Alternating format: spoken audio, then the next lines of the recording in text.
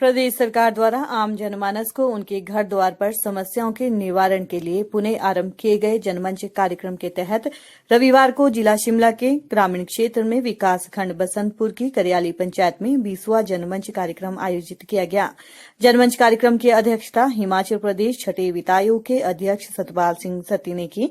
सतपाल सिंह सत्ती तथा अन्य गणमान्य व्यक्तियों ने विभिन्न विभागों द्वारा लोगों को जानकारी उपलब्ध करवाने के लिए सरकार की नीतियों, कार्यक्रमों, विकास योजनाओं और उपलब्धियों पर आधारित लगाई गई प्रदर्शनियों का शुभारंभ किया और अवलोकन करने के उपरांत संबंधित अधिकारियों को आवश्यक दिशा निर्देश दिए। इस अवसर पर सतपाल सिंह सत्ती ने कहा कि सरकार का मुख्य उद्देश्य प्रदेश की जनता को उनके घर द्वार पर सभी प्रकार की सुविधाएं उपलब्ध करवाने के साथ साथ मौके पर ही हिमाचली प्रमाण पत्र, आमदनी प्रमाण पत्र, अनुसूचित जाति और जनजाति प्रमाण पत्र, वृद्धा पेंशन और विधवा पेंशन, मकान निर्माण के लिए आर्थिक सहायता, विधिक सहायता, बागवानी और किसान क्रेडिट कार्ड, अपंगता प्रमाण पत्र, आधार कार्ड, करेक्शन तथा स्वास्थ्य जांच की सुविधा भी उपलब्ध करवाई गई है। उन्होंने कहा कि ये क्षेत्र दूरदराज और पिछड़ा क्षेत्र है, इसलिए सभी पंचायत क्षेत्र के लोगों को सरकार द्वारा घर द्वार पर लगाए गए जनमंच का भरपूर लाभ उठाना चाहिए। उन्होंने अधिकारियों से कहा कि अधिकारी लोगों की समस्याओं को प्राथमिकता प्रदान करते हुए गंभीरता से निवारण करें। उन्होंने कहा कि विभिन्न विभागों के तहत कार्यपूर्ति के लिए ठेकेदार भी कार्यों को तुरंत प्रभाव से करें ताकि लोगों को जल्द इसका लाभ मिल सके। उन्होंने बताया कि जनमंच में 73 शिकायतें प्राप्त हुई हैं, जिनमें से 29 का निपटारा किया जा चुका है। 6 शिकायतों के निपटारे के लिए संबंधित विभाग के अधिकारियों को निर्देश दिए गए हैं। इसके अतिरिक्त 66 विभिन्न मांगों के आवेदन भी प्राप्त हुए हैं, जिनमें से 18 का निपटारा कर दिया गया है। इसके अतिरिक्त आज मौके पर 15 शिकायतें तथा 38 मांगे प्राप्त हुई है। जनमंच के दौरान सतपाल सिंह सत्ती ने बेटी बचाओ बेटी बढ़ाओ योजना के तहत 10 नवजात बच्चियों के परिजनों को एक कंबल और बधाई पत्र तथा गृहिणी सुविधा योजना के तहत 5 पात्र महिलाओं को मुफ्त गैस कनेक्शन भी प्रदान किए। धरोगड़ा के उठाऊ पेयजल योजना बारे मोदी जी निवेदन है कि उठाऊ पेयजल योजना धरोगड़ा में जो वितरण चैम्बर ग्रामशील में बना है वह काफ़ी छोटा है।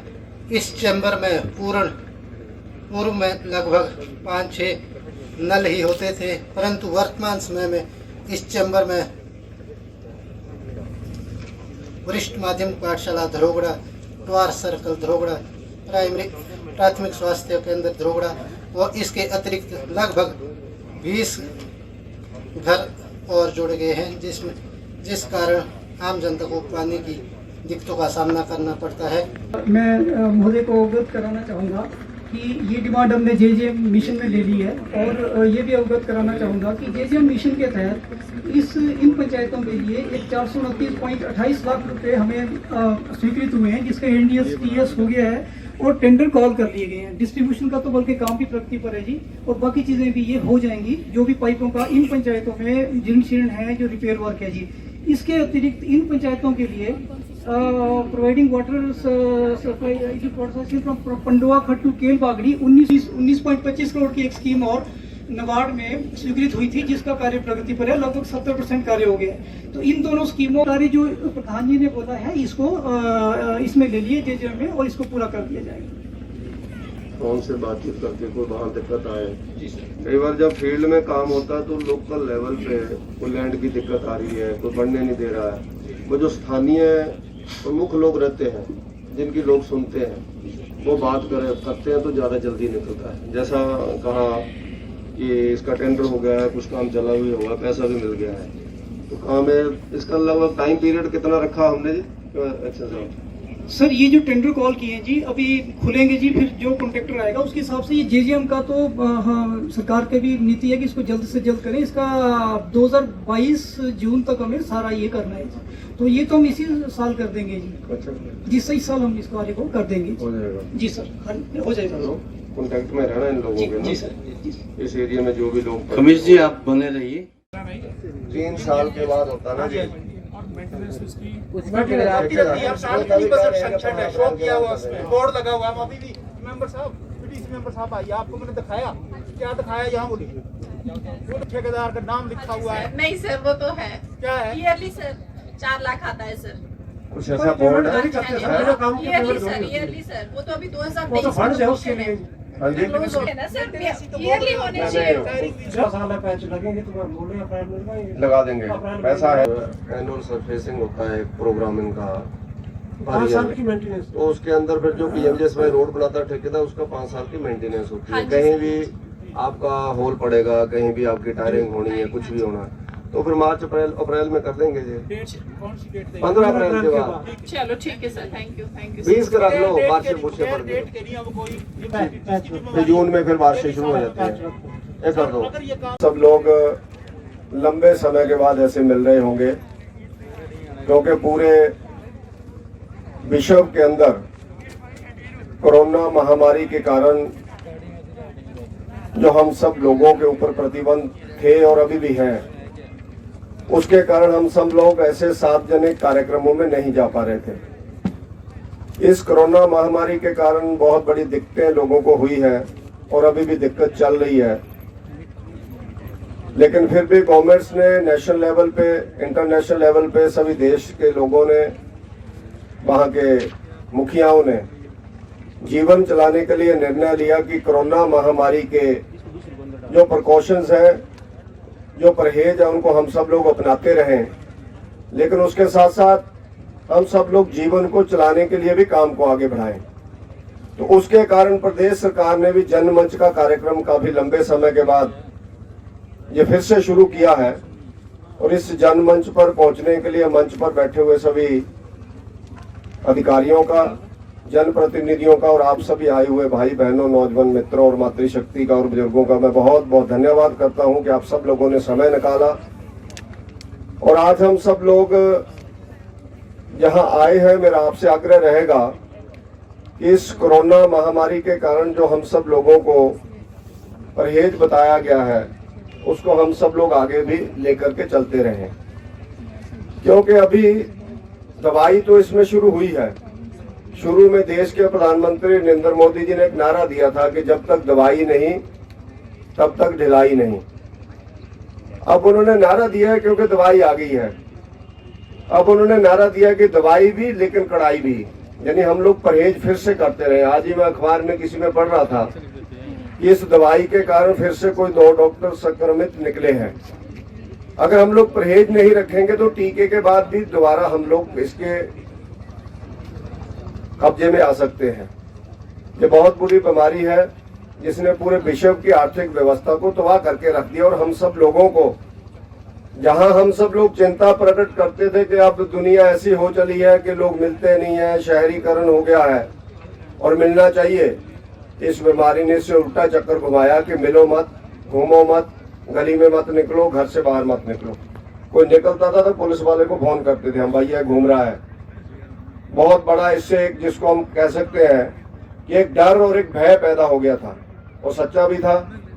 पूरे विश्व की गाड़ियां रुक गई, पूरे विश्व के एयरपोर्ट्स सुनने पड़ गए, हम सब लोग घरों में बंद हो गए। तो आगे भी हम सब लोग इसका परहेज रखें, जैसा गवर्नमेंट्स कहे वैसा हम लोग करें। और दूसरा मेरा आप सब लोगों से आग्रह रहेगा, अधिकारी लोगों से, आपके पास शिकायतें आई हैं, आप लोगों ने बहुत से काम किए हैं, बहुत से काम पेंडिंग है, बहुत से काम अलग अलग अड़चनों के कारण उसमें दिक्कत आ रही है। तो आप सब लोग इनको सिंसियरली बिल्कुल देख करके, जैसा आप लोगों ने जहां आश्वासन दिया है उसी तरह से इन समस्याओं को निपटाएं। मैं देख रहा था गांवों के प्रधान, बीडीसी मेंबर या अन्य सामाजिक कार्यकर्ता इन समस्याओं को लेकर के आए हैं। ये सब हमारे ही सहयोगी हैं। अगर ये समस्या लेकर के नहीं आएंगे तो हम लोगों को समस्या का पता ही नहीं चलेगा। तो इनको अदरवाइज ना लेते हुए, जो हमारे सहयोगी हैं, इन्फॉर्मर है, हमारे मुफ्त के इन्फॉर्मर हैं, जो हमें समस्या बताने के लिए 20-20, 25-25, 50-50 किलोमीटर से आए हैं। तो इन समस्याओं का निपटारा हो, और इसको डिप्टी कमिश्नर साहब भी देखेंगे, और डिप्टी कमिश्नर आगे डिपार्टमेंट्स को भी लिखेंगे, डिपार्टमेंट्स के अधिकारियों से, डिपार्टमेंट्स के मंत्री से और अन्य जिससे भी बातचीत करनी होगी उसको हम सब लोग करेंगे। मैं देख रहा था सबसे बड़ी समस्या इस एरिया की पानी की और सड़कों की है, और उसके बाद समस्या है स्कूल के अंदर स्टाफ या बाकी स्थानों के अंदर स्टाफ। इन समस्याओं को सब गवर्नमेंट्स ने काम किया, धीरे धीरे हर गवर्नमेंट्स ने कोशिश की, लेकिन समस्याएं फिर भी निकलती रहती हैं।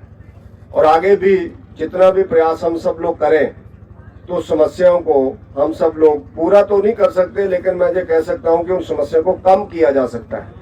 हम सब लोग मेहनत करेंगे, गवर्नमेंट्स के ध्यान में भी लाएंगे, आदरणीय मुख्यमंत्री जयराम ठाकुर जी के ध्यान में भी लाएंगे। वो स्वयं भी आपके साथ लगते क्षेत्र के ही है, इसी सराज वैली के वो रहने वाले हैं, मंडी क्षेत्र के, और स्वयं भी समस्याओं को जानते हैं। आपके प्रतिनिधि जहां पर बैठे हैं और अन्य सब लोग बैठे हुए हैं।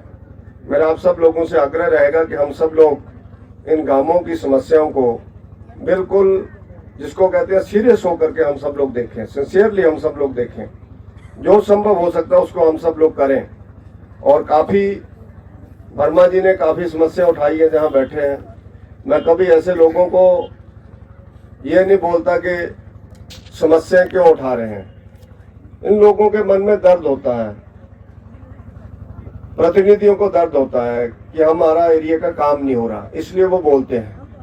और हम सब लोग, हमारा सौभाग्य है कि हम उस प्रदेश के निवासी हैं जिस प्रदेश में ब्यूरोक्रेसी से लेकर के लीडर्स तक, छोटे कर्मचारी से लेकर के बड़े कर्मचारी तक लोगों की अवेलेबिलिटी है, लोग मिलते हैं।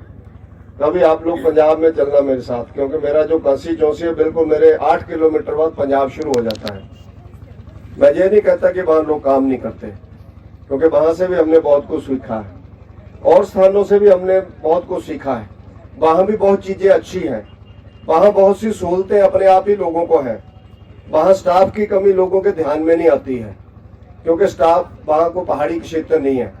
हमारे क्षेत्र की अलग समस्या है। अगर हमारा जहाँ का लड़का भी बायो साइंसेज का लेक्चर लग जाएगा, वो चाहेगा लाड़ी के साथ शिमला में रहना बच्चे को, क्योंकि वहां पर पढ़ाना है, वहां से आता नहीं है। मुझे याद है माननीय वीरभद्र सिंह जी चीफ मिनिस्टर थे,